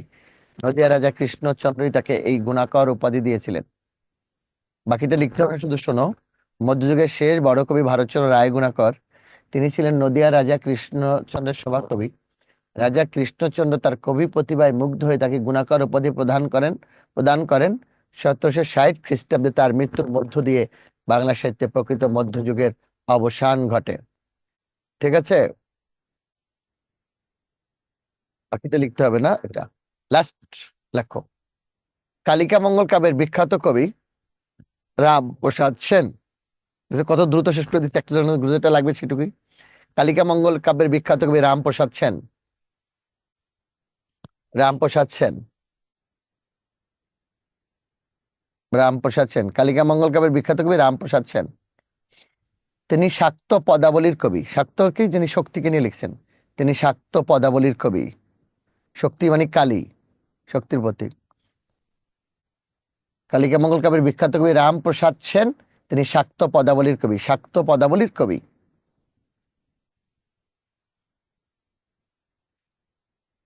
ধর্মমঙ্গল কাব্যের উল্লেখযোগ্য কবি ময়ূর ভট্ট। ধর্মমঙ্গল কাব্যের উল্লেখযোগ্য কবি ময়ূর ভট্ট। ময়ূর ভট্ট। তার কাব্যের নাম হাকন্দ পুরাণ। হাকন্দ পুরাণ। হাকন্দ পুরাণ। ধর্মমঙ্গল কাব্যের বিখ্যাত কবিকে ময়ূর ভট্ট। ময়ূর ভট্ট। তার কাব্যের নাম কি? হাকন্দ পুরাণ। হাকন্দ পুরাণ। ধর্মমঙ্গল কাব্যের বিখ্যাত কবি ময়ূর ভট্ট, তার কাব্যের নাম হাকন্দ পুরাণ। হাকন্দ পুরাণ, ঠিক আছে। তার কাব্যের নাম হাকন্দ পুরাণ।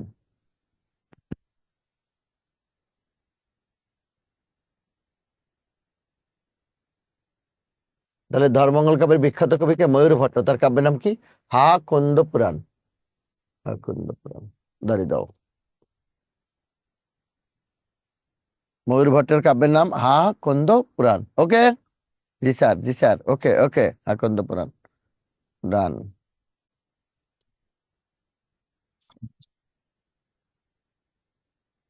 হাকন্দ পুরাণ। ময়ূর ভট্ট রচিত কাব্যের নাম কি? হাকন্দ পুরাণ। হ্যাঁ, এবার আসো ভাইয়া, তাড়াতাড়ি আসো, ওখানে বাদ দাও, আমাদের মঙ্গল কাব্য শেষ। এবার লেখো। মধ্যযুগে হিন্দু পুরাণ, বিশেষ করে রামায়ণ মহাভারত দিয়ে বাংলা সাহিত্যে অনুবাদ কর্মের সূচনা ঘটে। মধ্যযুগে হিন্দু পুরাণ, বিশেষ করে রামায়ণ মহাভারত দিয়ে বাংলা সাহিত্যে অনুবাদ কর্মের সূচনা ঘটে। হিন্দু পুরাণ, বিশেষ করে রামায়ণ, রামায়ণ মহাভারত, রামায়ণ মহাভারত দিয়ে বাংলা সাহিত্যে অনুবাদ কর্মের সূচনা ঘটে। মধ্যযুগে হিন্দু পুরাণ, বিশেষ করে রামায়ণ মহাভারত দিয়ে বাংলা সাহিত্যে অনুবাদ কর্মের সূচনা ঘটে।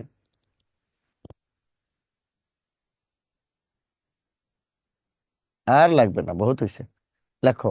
রামায়ণের মূল রচয়িতা বাল্মীকি। রামায়ণের মূল রচয়িতা বাল্মীকি। বাল্মীকি। রামায়ণের মূল রচয়িতা বাল্মীকি। আর মহাভারতের মূল রচয়িতা কৃষ্ণ দ্বৈপায়ন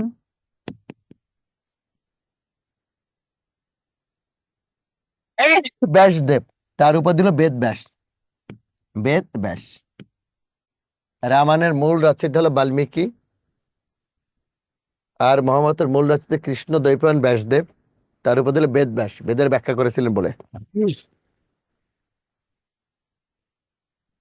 রামায়ণের মূল রচয়িতাকে বাল্মীকি, আর মহাভারতের মূল রচয়িতা কৃষ্ণ দ্বৈপায়ন ব্যাসদেব, ঠিক আছে। তার উপাধি হলো বেদ ব্যাস, বেদের ব্যাখ্যা করেছেন বলে তাকে বেদ ব্যাসও বলা হয়।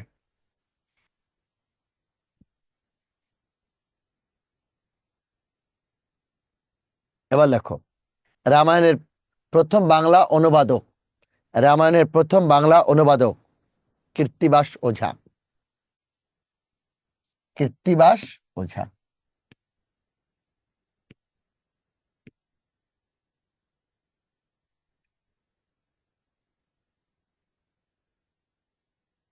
দরকার। কৃত্তিবাস, আমি লিখে দিটা, এভাবে না। কৃত্তিবাস, ঠিক এইটা, কৃত্তিবাস ওঝা। কৃত্তিবাস ওঝা। রামায়ণের প্রথম বাংলা অনুবাদক কৃত্তিবাস ওঝা। দাঁড়িয়ে দিয়ে লিখবা, রামায়ণের শ্রেষ্ঠ বাংলা অনুবাদকও তিনি। রামায়ণের শ্রেষ্ঠ বাংলা অনুবাদকও তিনি। রামায়ণের প্রথম বাংলা অনুবাদকও তিনি, তাড়াতাড়ি করো, শ্রেষ্ঠ বাংলা অনুবাদক তিনি। তাহলে রামায়ণের প্রথম বাংলা অনুবাদক কৃত্তিবাস ওঝা, রামায়ণের শ্রেষ্ঠ বাংলা অনুবাদকও তিনি কে? তাহলে প্রথমও কৃত্তিবাস ওঝা, শ্রেষ্ঠ তিনি। এবার লেখো। মহাভারতের প্রথম বাংলা অনুবাদক কবীন্দ্র পরমেশ্বর।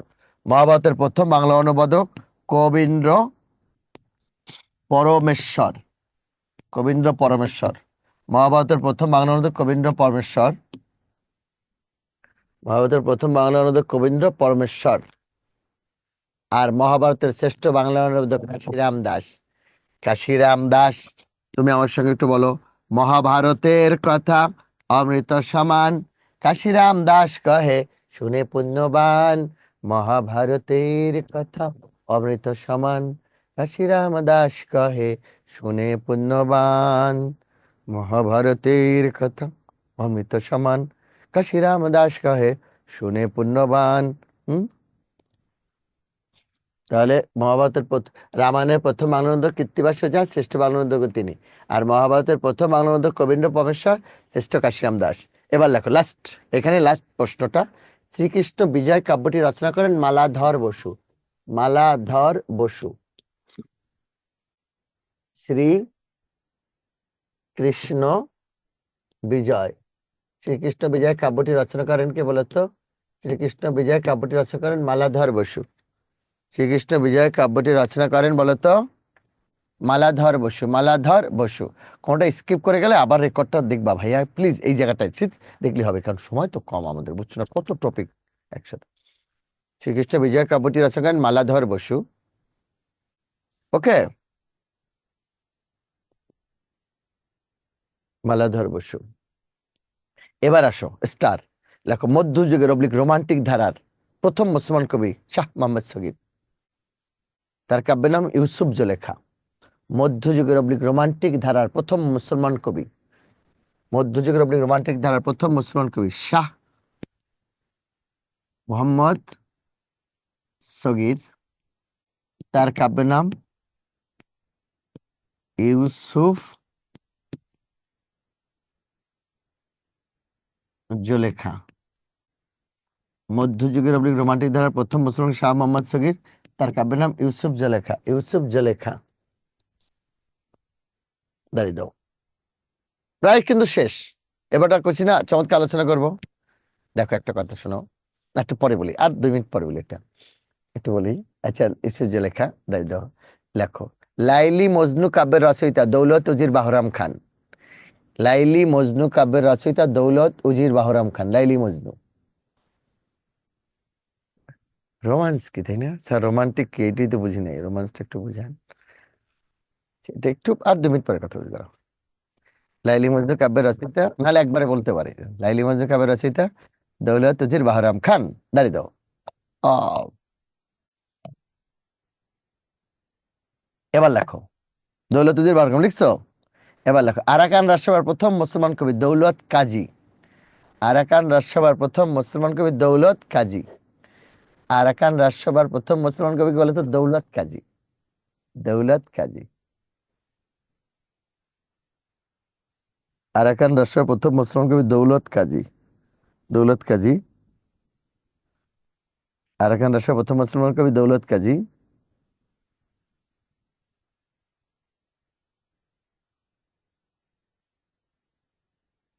আমি বলতেছি কোথায় কোথায় লাগবে, কি কি প্রশ্ন। এটা একটা শর্ট লাইন দিয়ে দিচ্ছি তোমাদেরকে যাবার আগে, সত্যি সত্যি একটা গাইড দিয়ে দিয়ে যাবো।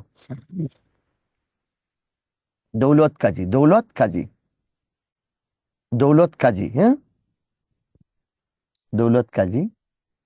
তার কাব্যের নাম, তাহলে আরাকান রাজসভার প্রথম মুসলমান কবি দৌলত কাজী। তার কাব্যের নাম সতী ময়না লোর চন্দানী। তার কাব্যের নাম কি দেখো, সতী ময়না লোর চন্দ্রানী। আরাকান রাজসভার প্রথম মুসলমান কবি দৌলত কাজী। তার কাব্যের নাম সতী ময়না লোর চন্দ্রানী। দৌলত কাজীর কাব্যের নাম কি বলতো? সতী ময়না লোর চন্দ্রানী। সতী ময়না লোর চন্দ্রানী। দাঁড়ি দাও। সতী ময়না লোর চন্দ্রানী, দাঁড়ি। নেক্সট যাও, লেখো রোমান্টিক ধারার আরাকান রাজসভার মধ্যযুগের, রোমান্টিক ধারার আরাকান রাজসভার মধ্যযুগের শ্রেষ্ঠ মুসলমান কবি আলাউল। মধ্যযুগের রোমান্টিক ধারার আরাকান রাজসভার, যেটাই আসুক, মধ্যযুগের রোমান্টিক ধারার আরাকান রাজসভার শ্রেষ্ঠ মুসলমান কবি আলাউল। আলাওল। আলাওল। তার কাব্যের নাম পদ্মাবতী। তার কাব্যের নাম কি বলতো? পদ্মাবতী। মধ্যযুগের রোমান্টিক ধারার আলাওল, তার কাব্যের নাম হলো পদ্মাবতী। আলাউলের পদ্মাবতী।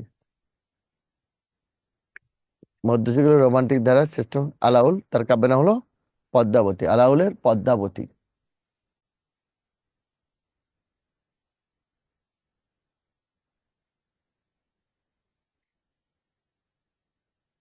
Okay sir. আচ্ছা শোনো, কত সুন্দর করে রোমান্টিক। প্রথম হলো রোম্যান্স কি?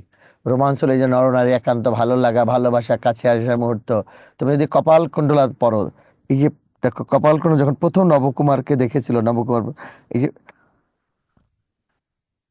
প্রথম দেখা সমুদ্র কিনারে, এটা হলো রোম্যান্স, বুঝছো? আমাকে একজন বলছিল স্যার ক্রাশ কি? আমি ক্রাশ হলো যাকে দেখলে তোমার বুক ধড়ফড় করে ওঠে, সেটা ক্রাশ। তো বলে স্যার আমার তো কুকুর দেখলেও ধড়ফড় করে ওঠে। আমি বললাম বোকা, ওইটা ক্রাশ, ওটা ত্রাস। তোমাকে আগে বুঝতে হবে কোনটা ক্রাশ আর কোনটা ত্রাস, বুঝছো? এই যে রোম্যান্স, এটা হলো রোমান্টিক। এই যে লাইলি মজনু, জানো মজনু তো কোনো নাম না, আমির পুত্র ইমরুল কায়েস লাইলিকে এত ভালোবেসেছিল, লাইলির যখন অন্যত্র বিয়ে হয়ে গেছিল, সে মজনু হয়ে গেছিল। মজনু শব্দ তো পাগল বা দেওয়া না।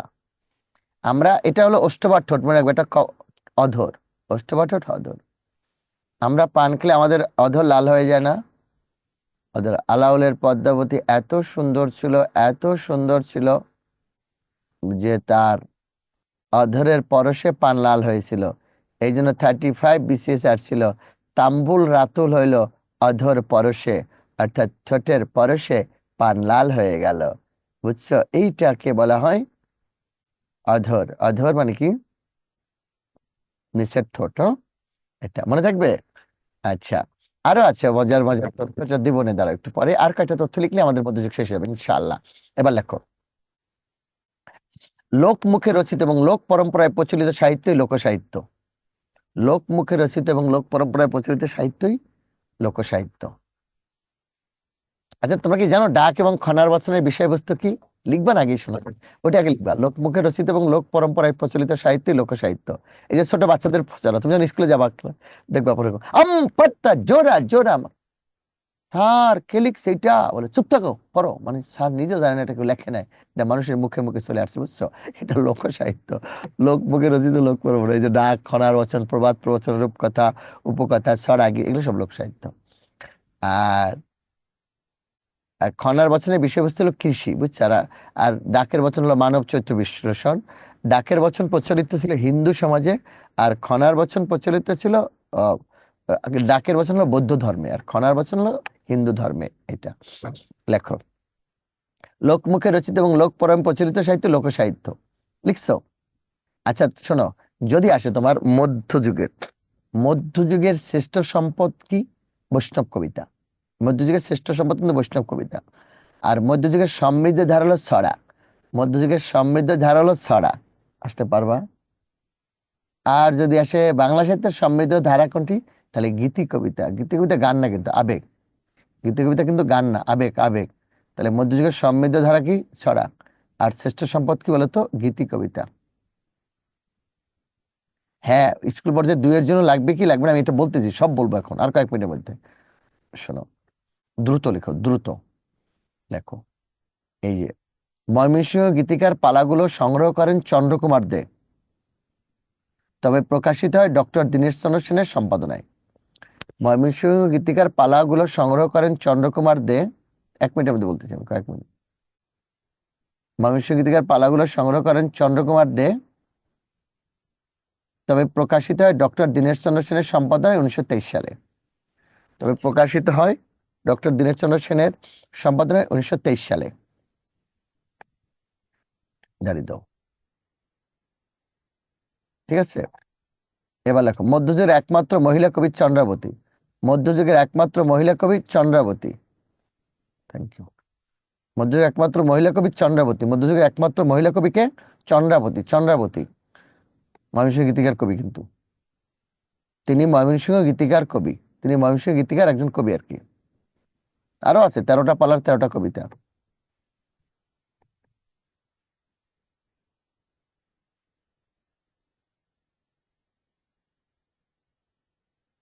ঠিক আছে, এটা দেখবা, মহুয়া পালাটি রচিত দিস কানাই। মহুয়া পালাটি রচিত দিস কানাই। তোমরা গান শুনছো, একটা রাধে জল ভরিতে যমুনাতে যায়, পিছন থেকে কৃষ্ণ তখন আরে আরে চায়। 1923 সালে, পুরো ময়মনসিংহ গীতিকে প্রকাশিত 1923 সালে। হুম। আর এগুলো সব ময়মনসিংহ গীতিকার ভিন্ন ভিন্ন পালা একই সাথে 23 সালে প্রকাশ করা হয়। মহুয়া পালাটি রচিত দিস কানাই। হুম।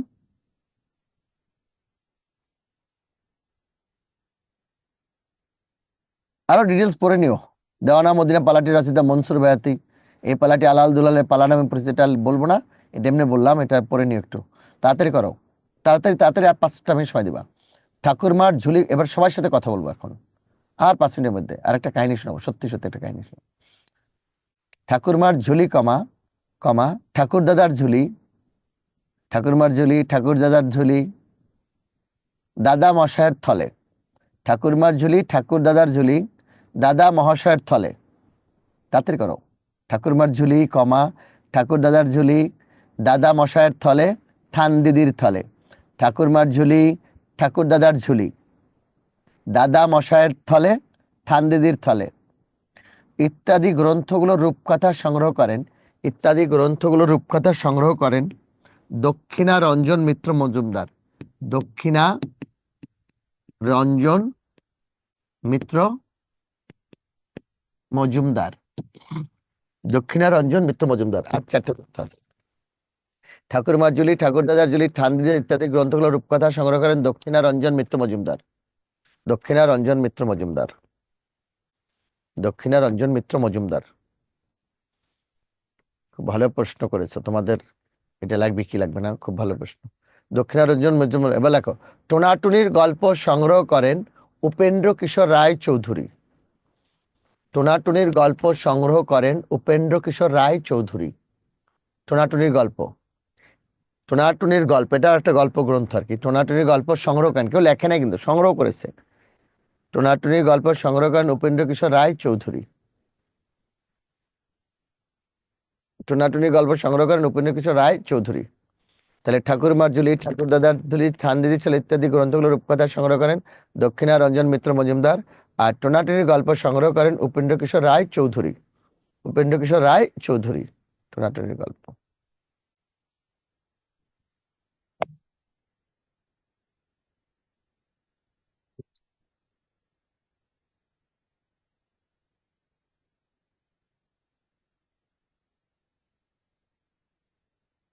ওকে, এবার লিখো, কবিগানের আদিগুরু গোজলাগুই। কবিগানের আদিগুরু গোজলাগুই। কবিগানের আদিগুরু গোজলাগুই। কবিগান মধ্যযুগের শেষ কিন্তু, কবিউল্লাহ শায়ের। কবিগানের আদিগুরু গোজলাগুই।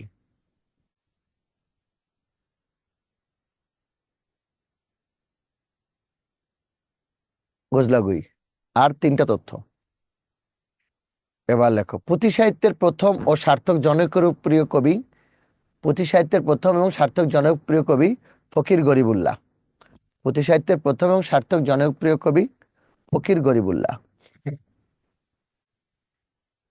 পুঁথি সাহিত্যের প্রথম সার্থক ও জনপ্রিয় কবি ফকির গরিবুল্লাহ। ফকির গরিবুল্লাহ। পুঁথি সাহিত্যের প্রথম সার্থক ও জনপ্রিয় ফকির গরিবুল্লাহ। ফকির গরিবুল্লাহ।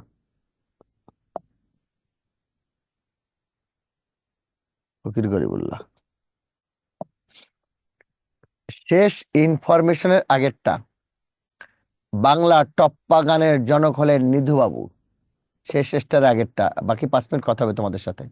বাংলা টপ্পা গানের জনক হলেন নিধুবাবু। তার আগে আমি কয়েকটা কথা বলবো। বাংলা টপ্পা গানের জনক হলেন নিধুবাবু। নিধুবাবু টপ্পা গান, টপ টপ্পা গানের জনক হলেন নিধুবাবু। তার প্রকৃত নাম রামনিধি গুপ্ত। তার প্রকৃত নাম রামনিধি গুপ্ত।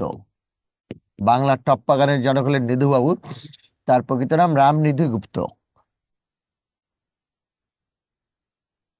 দাও। এবার বাংলা পাঁচালী গানের শক্তিশালী কবি হলেন দাশরথী রায়। বাংলা পাঁচালী গানের শক্তিশালী কবি হলেন দাশরথী রায়। তিনি দাশু রায় নামে পরিচিত। দাশু রায় নামে পরিচিত। বাংলা পাঁচালী গানের শক্তিশালী কবি হলেন, হ্যাঁ তোমরা যেখান থেকে দাগিয়ে পড়ো কোনো সময় নেই, দাশরথী রায়, তিনি দাশু রায় নামে পরিচিত। দাঁড়িয়ে দাও। এবার খাতা কলম বন্ধ করে দাও, সমস্ত খাতা কলম যাদের লেখা হয়েছে সব বন্ধ করে দাও, সব বন্ধ। এখন কিছু ভুলে যাও, ফরগেট দিস। আমার প্রথম শর্ত কথা হলো তোমাদের সাথে, প্রতিদিনের পড়াটা প্রতিদিন খুব সাথে সাথে পড়ে ফেলবা, নাহলে মনে হবে কি জানো, রিভিশন দিব। তো তুমি মাথায় মনে হচ্ছে রিভিশন দিব না আবার পরীক্ষার আগে। তোমার যখন মাথায় এটা মাইন্ড সেট হয়ে যায় যে তুমি আবার রিভিশন দিবা, তাহলে এই পড়াটার মুখস্থ হবে না কখনো। এমন ভাবে পড়বা চুলার মাটি সারা বছর পরে কোনো লাভ হয় না, কিন্তু ইট মাত্র 3 দিন পরে এটা দিয়ে বড় বড় অট্টালিকা ইমারত তৈরি হয়। তোমাকে রিকোয়েস্ট করব, তুমি পড়ার মতো পড়ো, এটা সারা জীবন কাজে লাগবে। নাহলে অনেক ছেলেমেলে স্যার পড়া মুখস্থ না কেমনে হবে। আর পড়ার সবচেয়ে পিক আউট টাইম হলো ভোর 5টা থেকে 10টা, সন্ধ্যা 7টা থেকে রাত 10টা। এরপরে যা পড়বা রাতে কোনো পড়া কাজে লাগবে না, এটা কোনো কাজেরই আসবে না। রাত জেগে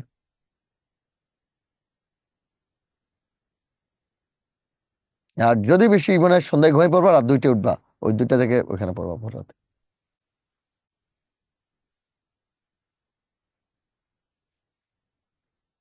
হ্যাঁ। ঠিক আছে, মনে থাকে যেন। 2 নাম্বার কথা হলো, অনেকে ভাইরা জিজ্ঞেস করছে আপুরা যে এটা লাগবে কিনা স্কুল পর্যায়ে 2, খুব ভালো একটা প্রশ্ন। তোমাদের গ্রামারটা খুব গুরুত্ব দিতে হবে। সাহিত্য থেকে 5টা প্রশ্ন হবে, এর মধ্যে প্রাচীন, মধ্যযুগ, আধুনিক যুগ মিলিয়ে এটা গ্রামারটা গুরুত্ব দিতে হবে। তবে এটা থেকে আসতে পারে, সব আসতে পারে, একটাও না আসতে পারে এটা। তবে তোমাদের কাছে রিকোয়েস্ট হলো অবশ্যই পরীক্ষা যেটা দিবে আগে সিলেবাসটা যে কোনো এনি হোক ডাউনলোড করে হোক যেভাবে হোক সিলেবাসটা আগে দেখে নিবা। আর অবশ্যই বাংলা হোক, ইংলিশ হোক, সাধারণ জ্ঞান হোক, তুমি বিগত বছরের প্রশ্নগুলো,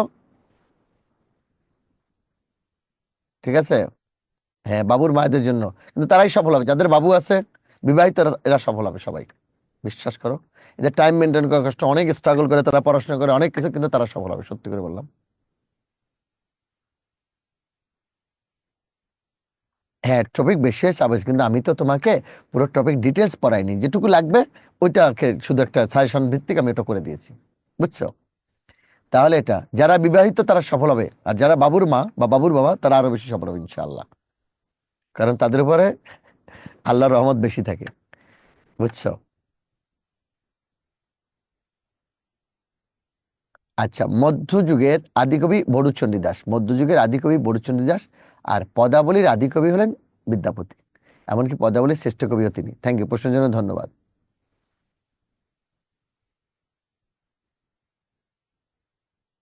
হ্যাঁ, প্রাইমারির জন্য এগুলো পড়বা। তবে প্রাইমারিতেও বলি, গ্রামার থেকে তোমাদের বেশি আসবে, সাহিত্য থেকে প্রাইমারিতে কম আসবে। 20টা প্রাইমারিতে, 20টা তো নিবন্ধনে 25টা প্রশ্ন। তাহলে আর প্রাইমারিতে কি করবে, যে এখান থেকে ওই যে গ্রামার আসে 15টা, সাহিত্য হলো 5টা, এর মধ্যে আধুনিক যুগ 3টা, আর এই যে প্রাচীন মধ্যে যা পড়াচ্ছি এর মধ্যে 2টা ইনশাল্লাহ। তাহলে সেই পর্যন্ত থাকবে। একটু দেখো তো সবাইকে একটু আনমিউট করে দাও, একটু কথা বলবো, ওরা কথা বলবে। যদি কেউ কথা বলবে একজন একজন, সবাই একসাথে আনমিউট করো না ভাইয়া প্লিজ। না, ওই একজন একজন করে দাও। এটা ডক্টর দীনেশচন্দ্র সেনের সম্পাদনা 1923 সালে প্রকাশিত হয়। এটার পৃষ্ঠপোষকতা দান করেছিলেন স্যার আশুতোষ মুখোপাধ্যায়। একজন একজন আসসালামু আলাইকুম স্যার। তার নাম বলে প্রশ্ন করো ভাইয়া। ওয়ালাইকুম স্যার, আসসালাম। সুলাইমান বলছিলাম স্যার। বলো ভাইয়া। স্যার বলছিলাম এই একটা বই বিশেষ জিজ্ঞাসা করতে স্যার, ওই যে ডাইজেস্ট ক্লাস বিদ্যাবার যে গাইডটা বের হয়েছে স্যার। বিদ্যাবাড়ি ডাইজেস্ট মন্দ না, তবে ডাইজেস্ট প্লাস না পড়ে চ্যাপ্টার ভিত্তিক বিষয় ভিত্তিক আমাদের